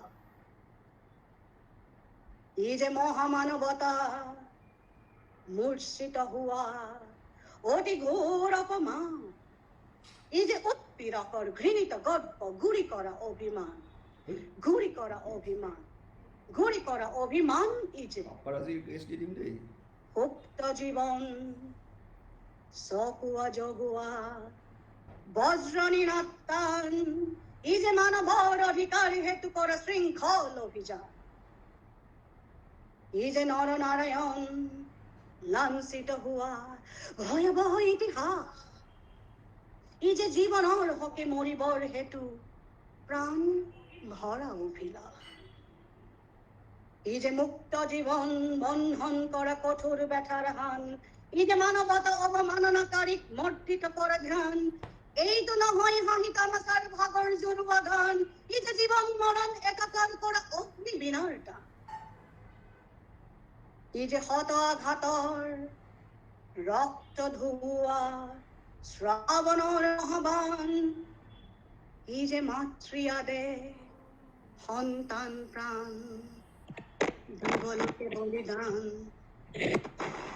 এইটো নহয় হাঁহি তামাচাৰ ভাগৰ জুৰুৱা গান ই যে জীৱন মৰণ একাকাৰ কৰা অগ্নি বিনাৰ টান এইটো নহয় হাঁহি তামাচাৰ ভাগৰ জুৰুৱা গান ই যে জীৱন মৰণ একাকাৰ কৰা অগ্নি বিনাৰ টান এইটো নহয় নহয় নহয় নহয় নহয় নহয় নহয় হাঁহি তামাচাৰ ভাগৰ জুৰুৱা গান ই যে জীৱন মৰণ একাকাৰ কৰা অগ্নি বিনাৰ টান এইটো নহয় হাঁহি তামাচাৰ ভাগৰ জুৰুৱা গান ই যে জীৱন মৰণ একাকাৰ কৰা অগ্নি বিনাৰ টান এইটো নহয় নহয় নহয় নহয় নহয় নহয় নহয় হাঁহি তামাচাৰ ভাগৰ জুৰুৱা গান ই যে জীৱন মৰণ একাকাৰ কৰা অগ্নি বিনাৰ টান এইটো নহয় নহয় নহয় নহয় নহয় নহয় নহয় নহয় নহয় হাঁহি তামাচাৰ नहीं दिखो ভাগৰ জুৰুৱা গান टेंशन नहीं ই যে জীৱন মৰণ একাকাৰ কৰা অগ্নি বিনাৰ টান ধন্যবাদ মুগ্ধ হলো দেই মুগ্ধ হলো খুব মানে অত্যন্ত সুন্দৰ আৰু মই আচলতে প্ৰথমেই ক'ম যে আজি যিসকল শ্ৰোতা দৰ্শক এই অনুষ্ঠানটি উপভোগ কৰি আছে সকলো সৌভাগ্যৱান বুলি মই ভাবিছো আপ্লুত হলো বৰ ভাল লাগিল আপ্লুত হৈছো আৰু দ্বিতীয় কথা মানে কবিতাটো মানে ইমান এনেদৰে উপস্থাপন কৰা হৈছে ইয়াৰ লগত যদি মিউজিক থাকিলেহেঁতেন আজি বা লগত যদি ডান্সো থাকিলেহেঁতেন আজি মঞ্চ এখনত মানে কি ক'ম মানে সঁচাকে কৈছো তাৰমানে আবৃত্তিটোক আমি প্ৰতিযোগিতাত আমি তাৰ মানে যিটো ক্লাছিকেল প্ৰতিযোগিতাত আমি সেইটো আমি বজাই ৰাখিম সেইটো হয় কিন্তু আমি যদি অনান্যভাৱে মঞ্চত আমি কেতিয়াবা পৰিৱেশন কৰিব লগা হয় আমি আবৃত্তিটোক বিভিন্ন ধৰণে বিভিন্ন ধৰণৰ মাধ্যমেৰে আমি কিন্তু উপস্থাপন কৰিলে বেছি আকৰ্ষণীয় হয় বুলি মই ভাবোঁ আৰু আবৃত্তি কলাক তেতিয়া মানে বেছি ভাল পাবলৈ ল'ব বা বেছি জনপ্ৰিয়তা বাঢ়িব বুলি মই অনুভৱ কৰোঁ দেই কথাটো। কিন্তু প্ৰতিযোগিতাত এইখিনি হয়তো নাথাকিব। এতিয়া তাৰ যিটো মূল লয় মানে দ্ৰুত লয় হয়তো প্ৰতিযোগিতাত আমি জাজ কৰোঁতে হয়তো সেই কথাটোলৈ লক্ষ্য ৰাখিম, কিন্তু এনেই মঞ্চত কিন্তু উপস্থাপন কৰাটো এনেদৰে যদি কৰিব পাৰে কবিতা তাক বিভিন্ন ৰূপ, এটা ক্ৰিয়েটিভিটি, এটা সাংঘাতিক ক্ৰিয়েটিভিটি, সৃষ্টিশীল মানে সাংঘাতিক সৃষ্টি কৰিছে, খুব ভাল লাগিছে। মই বহুত সুখী হৈছোঁ আজি এনে এটা অনুষ্ঠানত এনেধৰণৰ এটা আবৃত্তিত মন্তব্য দিবলৈ পাই। মই ইমান যোগ্য নহয় বুলিয়ে ভাবিছোঁ নিজকে, কিন্তু শুনি আপ্লুত হৈছোঁ আৰু মই সঁচাকে আৰু এই ক্ষেত্ৰত মই আৰু এজন ব্যক্তিৰ নাম উল্লেখ কৰিব বিচাৰিছোঁ এই অনুষ্ঠানটোৰ লগত জড়িত শ্ৰদ্ধাৰ আমাৰ সদানন্দ গগৈ দাদা। দাদাই আচলতে প্ৰথম মোক এই গ্ৰুপটোৰ কথা কৈছিলে বা মোক ইয়াত অংশগ্ৰহণ কৰিবলৈ আহ্বান জনাইছিলে আৰু তাৰপিছতে মোক হিৰণ্য বাইদেৱে ইয়াত সংযোগ কৰিছিলে, এড কৰিছিলে। আজি সঁচাকে সুখী হৈছোঁ দাদালৈ মই এই মঞ্চৰ পৰাই শ্ৰদ্ধা ধন্যবাদ জ্ঞাপন কৰিছোঁ। ইমান সুন্দৰ এখন মঞ্চত মোক মানে মতাৰ বাবে আহ্বান জনোৱাৰ বাবে সুখী হৈছোঁ। মই পুনৰবাৰ ডক্টৰ মেঘালী মোৰ গোস্বামী টেকনিকেলটো মই চাই বাইদেউ আছোঁ ন বুলিয়ে কৈছোঁ, ধন্যবাদ জ্ঞাপন কৰিছোঁ। খুব মোৰ সুন্দৰভাৱে গ্ৰুপৰ আপুনি টেকনিকেল এই পাৰ্টটো মই চাই দ্ৰুতলৈ আছোঁ, কবিতাটো ফেচবুক লাইভ কৰি বিভিন্ন আছোঁ, লগত চব আপুনি কৰি আছোঁ ইয়াৰ উপস্থাপন পৰা। কৰি এটা মানে মোৰ দায়িত্ব বহুত। মনোমোহা এটা উপস্থাপন আপুনি দিলে। ধন্যবাদ জনাইছোঁ। অশেষ ধন্যবাদ বাইদেউ। বহুদিন মই কবিতাৰ পৰা দূৰত আছিলো সেইকাৰণে এইটো বুলি ক'ব লগাই লৈছোঁ লাগিব। এতিয়া। তাৰ কাৰণে হিৰণ ভূঞা বাইদেউক মই কেমেৰাটো যে মানে মনৰ পৰা হেৰি নিভৃত পুনৰ পৰা আপোনাক মই ধন্যবাদ জ্ঞাপন কৰিছোঁ আৰু আকৌ লগ লাগিম আমি। কিন্তু আপুনি যে আজি ন বহুদিনৰ মূৰত কৰিছে, কিন্তু বহুত যে আগৰ পৰা আপুনি চৰ্চা সাধনা কৰিছে বা আবৃত্তি কলাৰ প্ৰতি আপোনাৰ একান্ত শ্ৰদ্ধা আছে, মানে অনুৰাগ ভাৱ আছে, সেইটো পৰিস্ফুট হৈছে আপোনাৰ আবৃত্তিৰ পৰাই। সঁচাকে ভাল লাগিলে। আপোনাৰ বক্তব্য বাইদেউ মোক বহুত অনুপ্ৰাণিত কৰিছে। মই মোৰ লৰালি দিনলৈ গুচি গলো। আপুনি কোৱা কথাবোৰ মই আওৰাব পাৰিছো, মই ভিজুৱেলাইজ কৰিছো। তাৰ কাৰণে আপোনাক বহুত ধন্যবাদ। হয় হয় ধন্যবাদ। অশেষ ধন্যবাদ। কবি অনুপ অসমীয়া, তেজপুৰৰ বাসিন্দা। পেছাত তেখেত এজন শিক্ষক, লগতে এজন সচেতন সাংবাদিকো। সোঁৱৰণি সাহিত্য সাংস্কৃতিক অনুষ্ঠানৰ তেখেত প্ৰতিষ্ঠাপক নামবোৰ এনেকুৱা আৰু ৰাখে, অনুপ শোণিতপুৰ অসমীয়া। জিলা কবি সন্মিলনৰ সাংগঠনিক অসমীয়া। সম্পাদক। মায়া ৰহস্যকে আদি কৰি বিভিন্ন পল্লৱীবাৰ চিনাকি এজনী আছে, অৰ্চনা ভাৰতীয়। তেখেতৰ দ্বাৰা প্ৰকাশিত ভক্ত গ্ৰন্থ আছিলে হৈছে ছবিখন বিষাদ কাব্যগ্ৰন্থ ভাৰতীয়। আৰু প্ৰকাশৰ পথত আছে কাদম্বৰী। তেখেতৰ উদ্দেশ্য হৈছে জাতীয়োত্তৰ চেতনা, সাংস্কৃতিক সংস্কাৰ আৰু সোঁৱৰণি শিল্প সাহিত্য সংস্কৃতিৰ সংৰক্ষণ। বৰ্তমান কবিতাৰ মাজেৰে নতুনক সমবেত কৰাৰ প্ৰয়াসত তেখেত জড়িত। বহু প্ৰতিভাশালী এইগৰাকী কবি অনুপ অসমীয়ালৈ অলেখ শুভেচ্ছা জ্ঞাপন কৰিলো আৰু এটি কবিতা আবৃত্তি সকলোকে সুখী কৰিবলৈ এতিয়া তেখেতক আমন্ত্ৰণ জনালো। নমস্কাৰ। সুন্দৰ যে ফুলাৰ মন্ত্ৰ অহোৰাত্ৰি মাতে, সেয়া যে আজি মান ফুল প্ৰভাতে প্ৰভাতে। মনতেই মই এই কবিতাৰ মহা মঞ্চৰ জগত সভাক মোৰ শ্ৰদ্ধা জ্ঞাপন কৰিছো। আৰু প্ৰথমে অসমৰ কথা লৈ আহোঁ, শাওণ মাহৰ কথা। কৃষকসকলক শ্ৰদ্ধা জনাইছো। সুখ দুখ হৰ্ষ বিমৰ্ষতালৈ তেওঁলোকে মহামাৰীয়ে কোঙা কৰা পৰিৱেশতো বাৰিষাৰ বোকাময় গোন্ধ আমাৰ মাজত আমোল মোলাইছে। তেওঁলোকৰ সোণ ফুলা মাটিৰ কামনাত সোণোৱালী সপোন আৰু এই যিখন চামলি পথাৰ কল্পনা কৰিছে আজি এই মহামঞ্চই তাৰ সেই ক্ষেত্ৰলৈ নাচিব প্ৰণাম। আৰু মই মোৰ এটি কবিতা পাঠ কৰিছো। কবিতাৰ শিৰোনাম আধৰুৱা। যি কথা মানুহে নুশুনে তুমি শুনিবা, যদি মই কওঁ তুমি এজোপা প্ৰেমৰ গছ আৰু সত্য প্ৰকাশিত মানুহবোৰ তাৰ লতা, তেতিয়াও সেই গছত আকাশ মোৱাকৈ কঁপি থকা মই কুমলীয়া থাল ঠেঙুলি।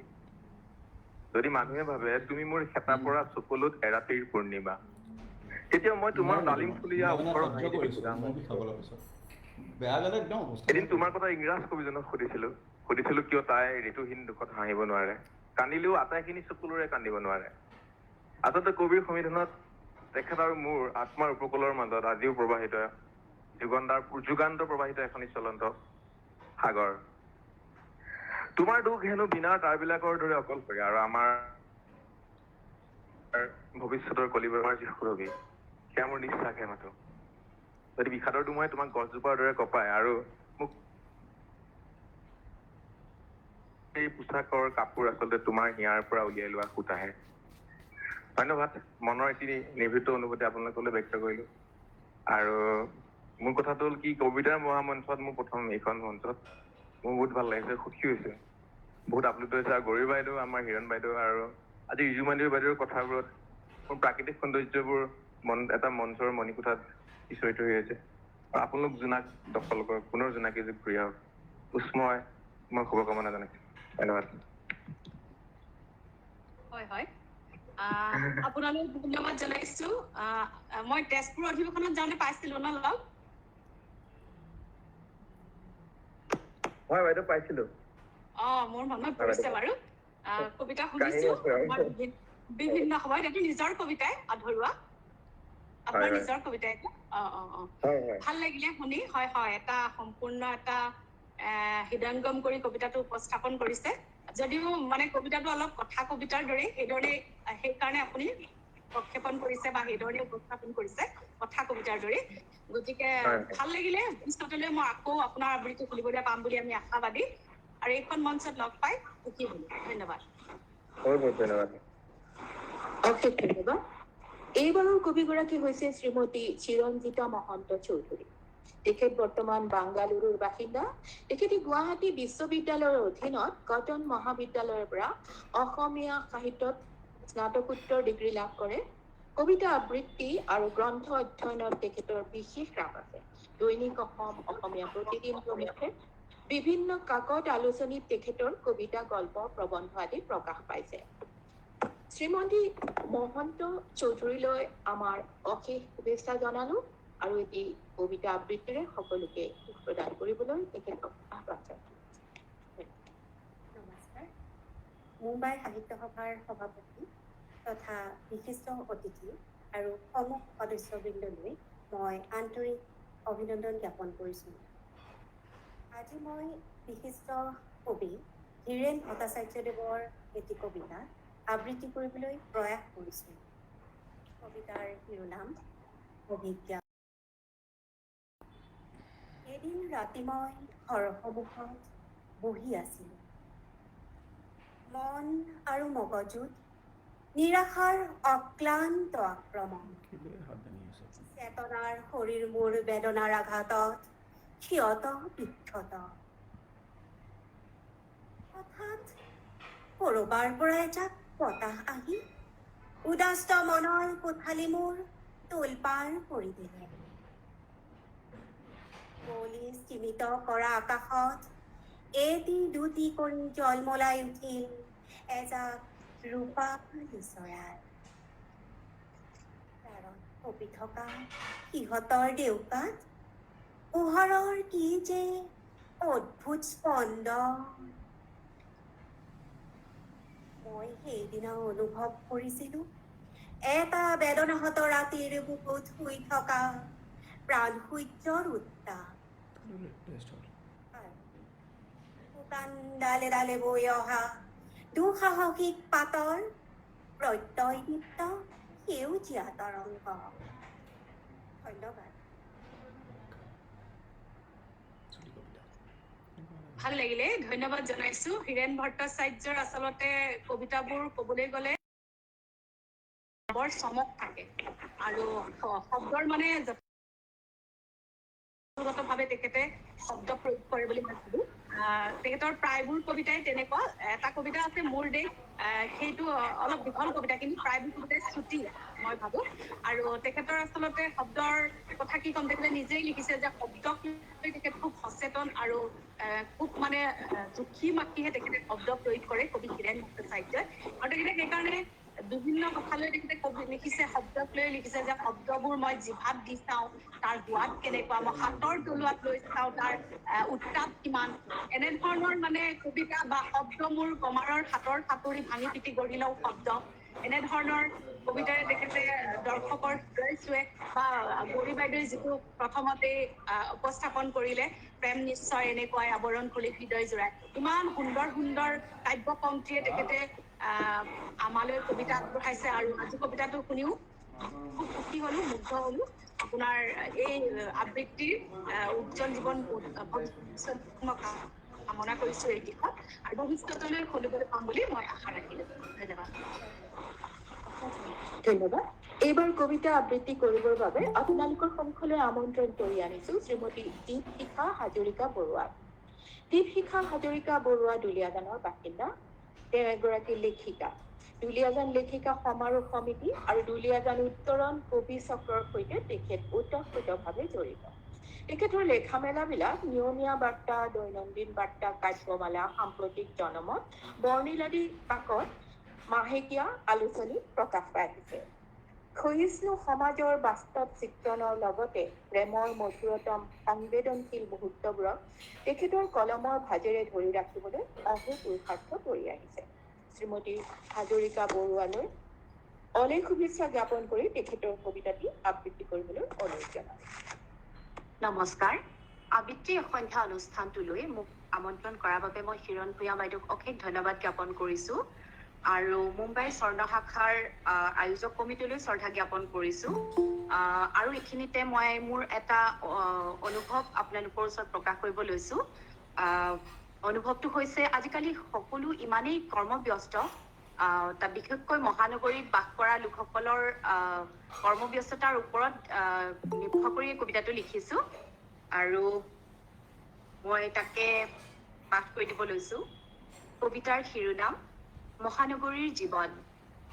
দিনে দিনে নিপুতল হৈ আহিছে প্ৰেমহীন বিলাসী নগৰখন।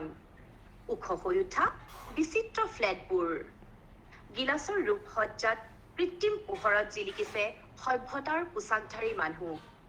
ঘড়ীৰ কাঁটাত আহ-যাহ কৰা পৰুৱাৰ দৰে বীৰ দি বাট নোপোৱা মানুহ, অথচ ইজনে সিজনৰ পৰা বহু আঁতৰত। ৰং বিৰঙৰ পোচাক ওলমা বজাৰ, ৰেষ্টুৰেণ্ট, গাঁৱত দেখা নীলা পোহৰৰ আকাশ ৰঙা হৈ নদীত নানামে বেলিটো। ইয়াত নানামে নিজানত জোনা। বাহিৰ কাৰোৰে টোপনি, কি যে প্ৰেমবিহীন জীৱন। চৌপাশে অজস্ৰ ঘৰ, অজস্ৰ মানুহ, অথচ ইজনে সিজনৰ পৰা বহু আঁতৰত। ধন্যবাদ। ভাল লাগিলে। তোমাৰ কণ্ঠ এনেও শুনিয়ে থাকো দুলীয়াজান অনলাইন ৰেডিঅ'ত। গতিকে সুন্দৰ এটা কণ্ঠ আছে তোমাৰ আৰু তোমাৰ অনুভৱ যি নিজৰ কবিতাটোৱে পাঠ কৰিছা, আবৃত্তি কৰিছা, গতিকে অনুভৱটো খুব ভাল লাগিলে আৰু সুন্দৰকৈ উপস্থাপন কৰিছা। ভৱিষ্যতলৈ কিন্তু আৰু অনান্য আবৃত্তি শুনিবলৈ পাম বুলি আশা ৰাখিছো। জ্যোতিপ্ৰসাদ আগৰৱালা, নৱকান্ত বৰুৱাদেৱ এইসকল কবিৰ কবিতা যিহেতুকে আপুনিও দুলীয়াজানৰ, ময়ো দুলীয়াজানৰ আৰু ভালেই লাগিছে আপোনাকো ইয়াতে লগ পাই। হয় হয়, মোৰো ভাল লাগিছে বাৰু। তোমাৰ এই যাত্ৰাৰ উজ্জ্বল ভৱিষ্যত কামনা কৰিলো। ধন্যবাদ। ধন্যবাদ। এইবাৰৰ কবিতাৰ আবৃত্তিকাৰ গৰাকী হৈছে শ্ৰীমান প্ৰশান্ত কলিতা। তেখেতৰ বিষয়ে চমু পৰিচয় আগবঢ়াইছো। শ্ৰীমান কলিতাৰ জন্ম নগাঁও জিলাত। তেখেতে গুজৰাটৰ বৰোদাৰ MS ইউনিভাৰ্চিটি অৱ বৰোদাৰ পৰা ফেকাল্টি অফ ফাইন আৰ্টছত শিক্ষা গ্ৰহণ কৰে। উক্ত ইউনিভাৰ্চিটিৰ পৰাই 2002 চনত তেখেতে পেইণ্টিং বিষয়ত BFA আৰু MFA ডিগ্ৰী ইয়াৰ পৰা চিত্ৰশিল্পৰ সাধনাত ব্ৰতী হৈ আছে। 2011 চনত তেখেত ভাৰত চৰকাৰৰ ললিত কলা একাডেমী ৰাষ্ট্ৰীয় বঁটাপ্ৰাপ্ত হৈছিল। তেতিয়াৰ পৰা তেখেতে ললিত কলা একাডেমী গঢ়ি আৰ্টিষ্ট ষ্টুডিঅ'ত পেইণ্টিং কৰাত ব্যস্ত হৈ আছে। তেখেতে নগাঁৱত ছবি অঁকাৰ শিক্ষা পাইছিল বিখ্যাত চিত্ৰশিল্পী প্ৰণৱ বৰুৱাৰ তত্বাৱধানত। তেওঁৱেই পথ প্ৰদৰ্শক আছিল তেখেতৰ আজিৰ এই জীৱন আৰু কৰ্মশৈলী। প্ৰশান্ত কলিতা বৰ্তমান দিল্লীৰ বাসিন্দা। কলিতালৈ আন্তৰিক শুভেচ্ছা যাচি তেখেতৰ কবিতাটি আবৃত্তি কৰিবৰ বাবে আহ্বান জনাইছো। পোনপ্ৰথমে স্বৰ্ণ সাহিত্য সভাৰ সভানেত্ৰী বাইদেউক, আজিৰ পৰিচালিকা বাইদেউ, সঞ্চালিকা বাইদেউক বহুত বহুত শুভেচ্ছা আৰু সকলোকে বহুত বহুত শুভেচ্ছা যাচিছো। মই চিত্ৰশিল্পী হয়, কিন্তু চিত্ৰশিল্পৰ কিছুমান ভাষা থাকে। সেই ভাষাবিলাকৰ ওপৰতো কিছুখিনি ভাষা থাকে যিবিলাক আমি সদ্যহতে ছবিত প্ৰকাশ কৰিব নোৱাৰো আৰু সেইবিলাকক শব্দৰ মাধ্যমেৰে মই কেতিয়াবা চেষ্টা কৰো 2-4টা কিবা বাক্য লিখি ৰাখিবলৈ। এটা খুব সাম্প্ৰতিক সময়ৰ কবিতা যিটো মই আজি প্ৰায় 1.5 বছৰমান আগতে লিখিছিলোঁ আৰু সেই কবিতাটো আমাৰ শ্বহীদসকলক স্মৰণ কৰি পেলাই লিখা তাৰে মই পাঠ কৰিব বিচাৰিছোঁ 855 জনৰ এই মৃত্যু অপৰাজেয় 855 জনৰ এই মৃত্যু অপৰাজেয় শুনিবই লাগিব আখলৰ ভাত গছকি তহঁতবোৰ পশ্চাদঘাতী হলি 4খনীয়াত বহিয়েই পাঁচলুটি মাৰিলি কাকতে পত্ৰই ৰেডিঅ' টিভিত গুগু বাবা চলিছে নিকিনা গোলাম হলি বুলি শুনিছো পৰহি তোৰ আছিল তাৰ চিঙা দুটৰা খাল আজি জেং উঘালি উঘালি তোৰ জীৱনটোৱেই উঘা হল কালিলৈ তই হবি চকু চৰহা তোৰ হাতত মৃত্যু হব দহি কতৰা কালিলৈ তই হবি চকু চৰহা তোৰ হাতত মৃত্যু হব দহি কতৰা 855 জনৰ এই মৃত্যু অপৰাজেয় দুপতি জৰিৰে 8 তেজস্বিনীক বান্ধিম বুলি কৈ আজি তোৰ ভুৰক্ষেপ নাই নেতৃত্বৰ খোৱা কামোৰাত ভেকু ভাওনা নেতৃত্বৰ খোৱা কামোৰাত ভেকু ভাওনা তোৰ স্বজাতীয় সংকল্প শিখা তেনেই নিশকতীয়া তই তহবিলদাৰ উপনিপতি মণিকূটত শিঙা বজোৱা বৈৰী 855 জনৰ এই মৃত্যু অপৰাজেয়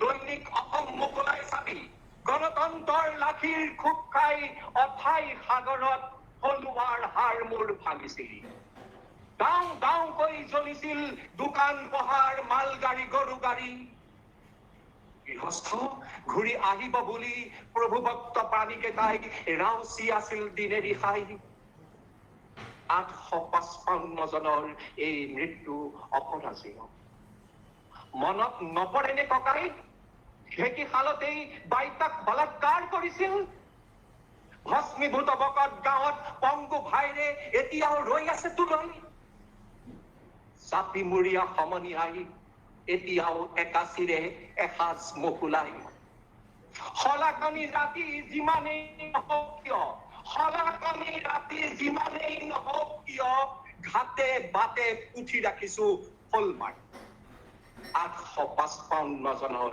এই মৃত্যু অপৰাজেয় উৰুখা পেণ্ডেলত ফিটা কাটি কাটি মালামাল হলি মাহিমেল পাতি আওকণীয়া নকৰিবি একেখন ঘৰতে বৰগীত জিকি কেৰেপ নকৰো তোক মুধচৰ মাৰুলি বন্ধা ভাত এতিয়াও ককতীয়া কেৰেপ নকৰো তোক মুধচৰ মাৰুলি বন্ধা হাত এতিয়াও ককতীয়া ফুচুলনি নেযাওঁ খাৰ খোৱা মই অসমীয়া দুহাতত জোৰ লৈ আকৌ দুহাৰি চাইছে মিচিং নেৰি লালুং কছাৰী কাৰ্বি বড়ো ৰাভা ডিমাচা গাৰো সোণোৱালে হেৰুৱা জনলৈ মনে মনে মনত পৰে ককাই হেৰুৱা জনলৈ মনে মনে মনত পৰে ককাই অন্ন পাততে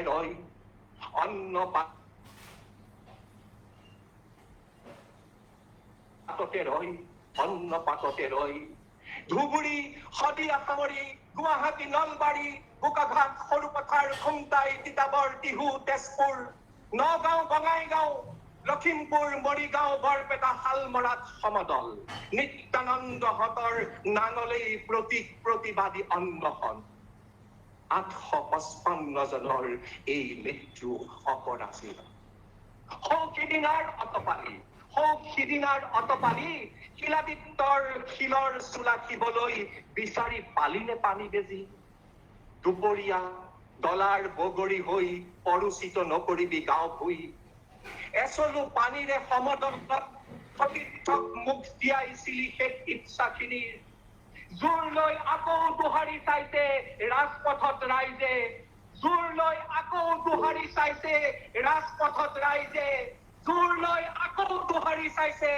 ৰাজপথত ৰাইজে 855 জনৰ এই মৃত্যু অপৰাজেয় 855 জনৰ এই মৃত্যু অপৰাজেয় ধন্যবাদ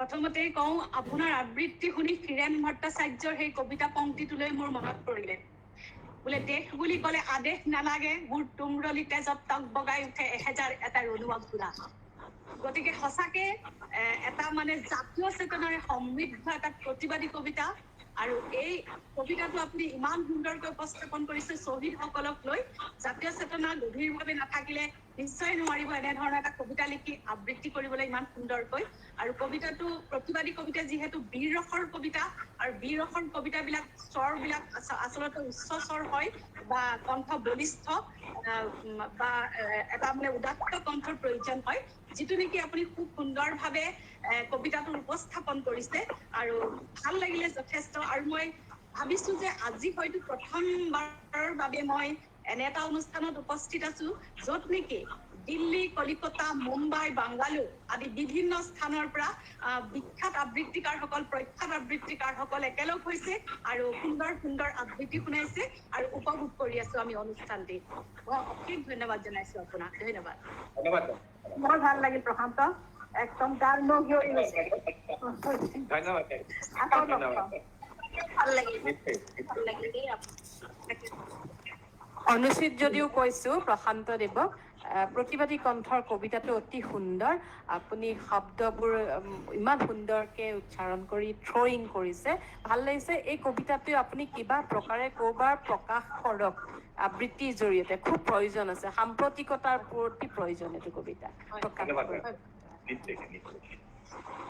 ধন্যবাদ জনালো আবৃত্তিৰ সোৱাদ পালো আপোনাৰ কবিতাত ধন্যবাদ বাইদেউ ধন্যবাদ ধন্যবাদ আমাৰ এইবাৰৰ আবৃত্তিকাৰ গৰাকী হৈছে ডক্টৰ দীপালী দাস ডেকা প্ৰাণী বিজ্ঞান বৰ্তমান তেখেত অসমৰ টিহু বিভাগত সহযোগী অধ্যাপিকা হিচাপে কৰ্মৰত 2011 চনত সন্মানীয় ডক্টৰেট ডিগ্ৰী লাভ কৰা বিষয়বস্তু হ'ল অসমীয়া খাদ্য নলবাৰী আৰু কামৰূপ জিলা এক তথ্য সমগ্ৰ উত্তৰ ভাৰতৰ প্ৰথম গৱেষণাৰ বিষয়ে তেখেতৰ প্ৰথম গল্প প্ৰকাশ পাইছিল নৱম শ্ৰেণীত পঢ়ি থাকোঁতে প্ৰথম প্ৰকাশিত গ্ৰন্থ হ'ল দুখন পাঠ্যপুথি এখন শিশু গ্ৰন্থ সপ্তৰসী বিভিন্ন আলোচনীত তেখেতৰ 50ৰো অধিক কবিতা প্ৰকাশ পাইছে নতুন আৱিষ্কাৰ আৰু মৌচাকৰ নিয়মীয়া লিখক 1987 চনত তেখেতে অসম সাহিত্য সভাই আগবঢ়োৱা মহানন্দ সচিপ্ৰভা বঁটা লাভ কৰে 2020 চনত ইণ্ডিয়ান ইনষ্টিটিউট অফ স্কলাৰৰ পৰা বেষ্ট টিচাৰ পুৰস্কাৰেৰে গৌৰৱান্বিত হৈছিল অসম প্ৰাণী বিজ্ঞান শাখাৰ তেখেত যুটীয়া সম্পাদিকা আৰু অসম বিজ্ঞান সমিতিৰ কাৰ্যনিৰ্বাহক সদস্য অসম সাহিত্য সভাৰ আজীৱন সদস্য শ্ৰীমতী দাস ডেকালৈ আন্তৰিক শুভেচ্ছা তেখেতৰ কবিতা আবৃত্তি কৰিবলৈ অনুৰোধ জনালোঁ নমস্কাৰ মুম্বাই স্বৰ্ণ সাহিত্য সভাৰ সভানেত্ৰী ডাঙৰীয়ানী আজিৰ অনুষ্ঠানৰ বিশিষ্ট অতিথি ডাঙৰীয়ানী সঞ্চালিকা ডাঙৰীয়ানী আহ্বায়িকা ডাঙৰীয়ানী পৰিচালিকা ডাঙৰীয়ানী আৰু আজিৰ এই সন্ধিয়াৰ অংশগ্ৰহণকাৰীসকল কবিতা আবৃত্তি কৰা আৰু নকৰা আটাইলৈকে মই বিচাৰিছোঁ আপোনালোকক মোৰ আন্তৰিক শুভকামনা জনালোঁ আচলতে কবিতা আবৃত্তি কৰি আৰু লিখি বহুত ভাল পাইছিলোঁ সৰুৰে পৰাই কিন্তু 1988 চনৰ পৰা মই কবিতা আবৃত্তিৰ সমূহীয়া অনুষ্ঠানত কেতিয়াও যোগদান কৰা নাই মোৰ শৈশৱৰ বান্ধৱী আৰু আজিৰ এই অনুষ্ঠানৰ আহ্বায়িকা হিৰণ ভূঞাই মোক ইয়াত ঠাই দিয়াৰ কাৰণে মই সঁচাকৈ কৃতজ্ঞ আৰু মুম্বাই স্বৰ্ণ সাহিত্য সভাৰ সমূহ কৰ্মকৰ্তালৈ মই মোৰ আন্তৰিক শ্ৰদ্ধা জ্ঞাপন কৰিছোঁ মই আজি এটা নিজে ৰচনা কৰা কবিতা আবৃত্তি কৰিম এগৰাকী নাৰীয়ে সেন্দুৰৰ ফুটটো হেৰুৱালে কিমান দুখ পাব পাৰে তাকে মই কবিতাটোত উপস্থাপন কৰিব বিচাৰিছোঁ 2012 চনত বিহু লেখিকা সমাৰোহৰ দ্বিবাৰ্ষিক আলোচনী সূৰ্যমুখীত এই কবিতাটো প্ৰকাশ হৈছিল কবিতা সেন্দুৰৰ ফুট নেলাগে মোক ৰঙা আৰু ৰঙা মাথো ৰঙা দীঘলীয়া সেউতাত আঁকি দিছিলা সেন্দুৰৰ ৰেখা আৰু কৈছিলা থাকিবা সদায় সেন্দুৰীয়া হৈ যতনেৰে সাঁচি ৰাখিছিলোঁ তোমাৰ হেঁপাহবোৰ আৰু হাঁহিৰে ভৰিছিল জীৱন আয়ে কৈছিল দীঘলকৈ ৰেখা দীঘলকৈ লবি সেন্দুৰৰ ৰেখা কুশলে থাকিব তোৰ মৰম হৈ আইৰ মতেই কৰিছিল প্ৰাণ ভৰি হালিছিল বগা হেনো ভাল নালাগে তোমাৰ কৈছিলা তুমি মৰম হেনো থাকে ৰঙাৰ মাজত তেনেহ'লে তুমি কিয় আঁতৰি গলা আজিতো তুমি বগায়েই পিন্ধিলা আৰু মোকো দি থৈ গলা তোমাৰ বগাখিনি আৰু মোকো দি থৈ গলা তোমাৰ বগাখিনি এতিয়া আৰু সেন্দুৰৰ ফুল নেলাগিল ধন্যবাদ নমস্কাৰ ডক্টৰ দীপালী দাস ডেকা ধন্যবাদ জনাইছো আপোনালৈ আচলতে কবিতাটো কৰুণ ৰসৰ হয় আপুনিও সেইধৰণে উপস্থাপন কৰিছে এটা দুখবোধ আছে মনত ভিতৰত আৰু কবিতাটোৰ উপস্থাপনো সেইদৰে কৰিছে ভাল লাগিলে কবিতাটোৰ মাজত সোমাই পৰিলো ভৱিষ্যতলৈ আকৌ আপোনাৰ আবৃত্তি শুনিম বুলি আমি আশা ৰাখিছো ধন্যবাদ দীপালী বহুত ধন্যবাদ চকুৰ পানী ওলাই গ'ল নাই তোমাৰ কাৰণেই মই মানে আহি ইমান এখন ডাঙৰ মঞ্চ পালো সেইটো কথা আজি দিনটো মোৰ সদায়ে মনত থাকিব আৰু বহুত ধুনীয়া ধুনীয়া কবিতাও শুনিলো মই নিশ্চয় আগলৈ আকৌ লগ পাম দেই ধন্যবাদ ধন্যবাদ তেখেত গুৱাহাটীৰ জীয়ৰী আৰু বৰ্তমান মুম্বাইৰ বাসিন্দা গুৱাহাটী বিশ্ববিদ্যালয়ৰ পৰা প্ৰাণীবিজ্ঞান আৰু মুম্বাইৰ ৱেলিংটন ইনষ্টিটিউট অৱ মেনেজমেণ্টৰ পৰা তেখেত MBA ডিগ্ৰীধাৰী অসম সাহিত্য সভা মুম্বাই স্বৰ্ণ শাখা তেখেত আজীৱন সদস্য তেখেত এগৰাকী প্ৰতিষ্ঠিত কবিৰ উপৰিও কবিতা পাঠ আৰু আবৃত্তিৰে অসম তথা ভাৰতৰ বিভিন্ন কবিতাৰ মঞ্চৰ সৈতে জড়িত তেখেতৰ দ্বাৰা প্ৰকাশিত এখন কবিতা পুথি মোৰ প্ৰকাশ মোৰ জীৱন নামৰ তেখেতৰ নিজস্ব এটি ব্লগ আছে আৰু তেখেত আন কোনো নহয় আপোনালোক প্ৰায় সকলোৰে পৰিচিত শ্ৰীমতী গীতা শৰ্মা শ্ৰীমতী শৰ্মালৈ বহুতো শুভেচ্ছা জনালো আৰু তেখেতক এটি কবিতা আবৃত্তি কৰি শুনাবলৈ অনুৰোধ জনালো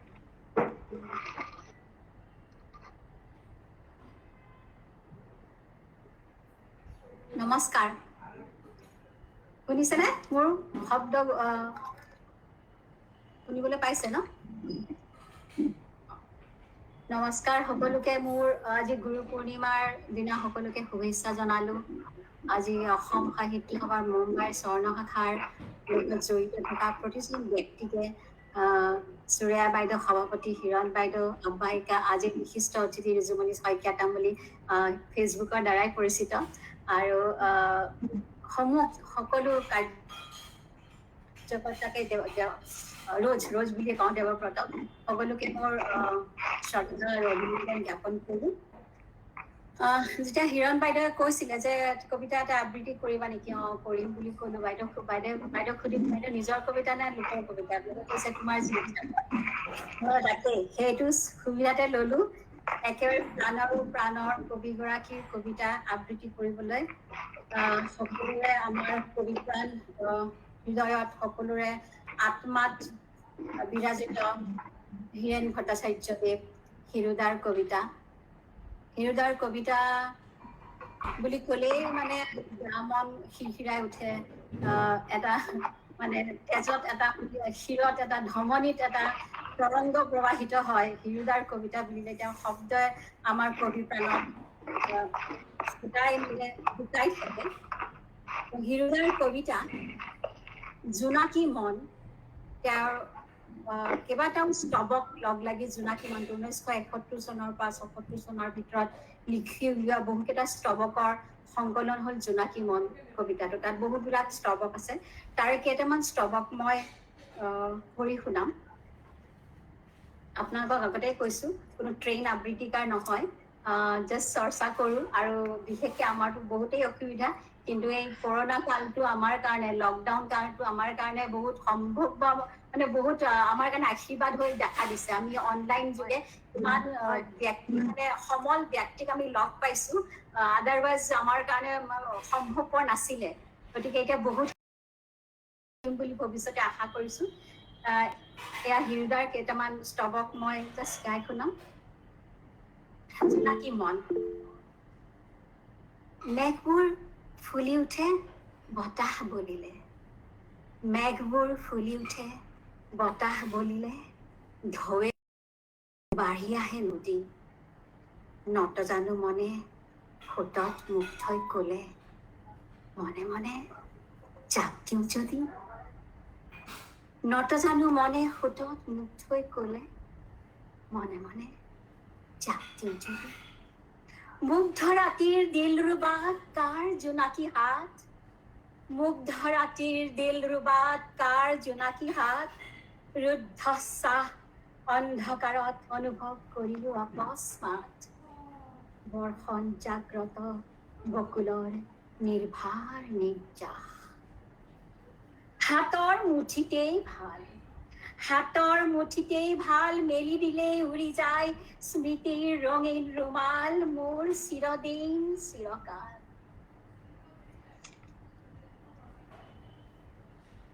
যি দুখকেই দিয়া, যি দুখকেই দিয়া, মই বহন কৰিব পাৰোঁ সেই দাহন, অতল কৰ্ষিত অমৃতৰ মাটিৰে পূৰ্ণ মোৰ অবাক অৱগাহন। মমডাল এনেকৈ গলি যোৱা দেখিলে মোৰ দুখ লাগি যায়।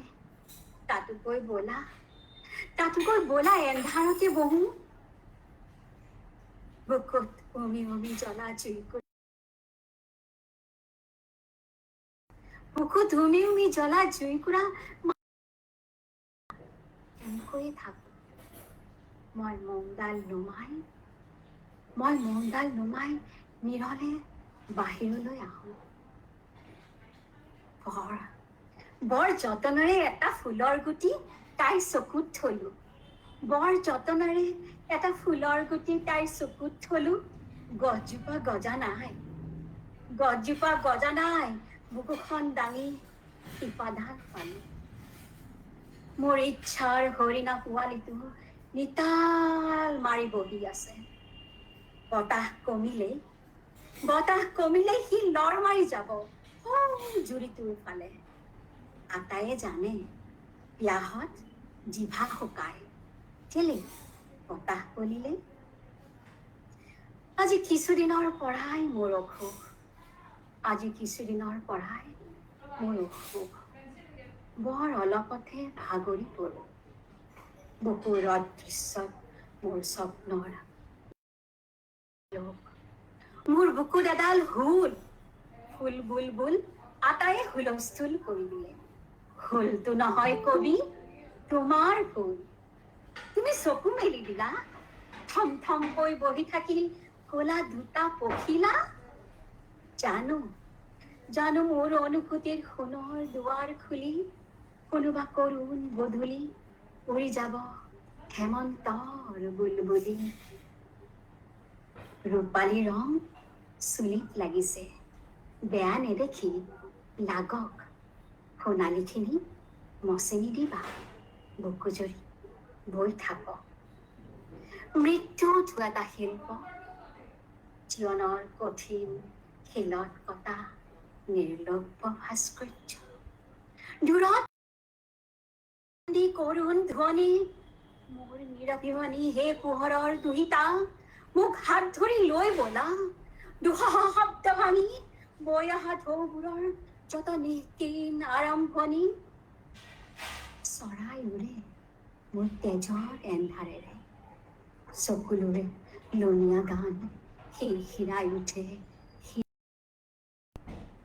ভঙা কলিজাত কোনে বিনাই, কবিতা মোৰ দুখৰ ঋতু এপাহ খৰিকা যায়। নাও মোৰ নিজান ঘাটত, হৃদয় সলিতা জলে অপেক্ষাৰ অন্ধকাৰত। কলম কামুৰি মই বহি আছো শব্দৰ দল সাজি, সন্মুখত মোৰ অপুৰুষেয় অভিজ্ঞতাৰ মণিমুক্তাৰাজি। বৰগছজোপাৰ তলত বৰাকী শুই আছে, সাত বিয়পি আছে কৰতলগত আনন্দ কণ্ঠলগ্নৰ স্বৰ্গ স্বৰ্গ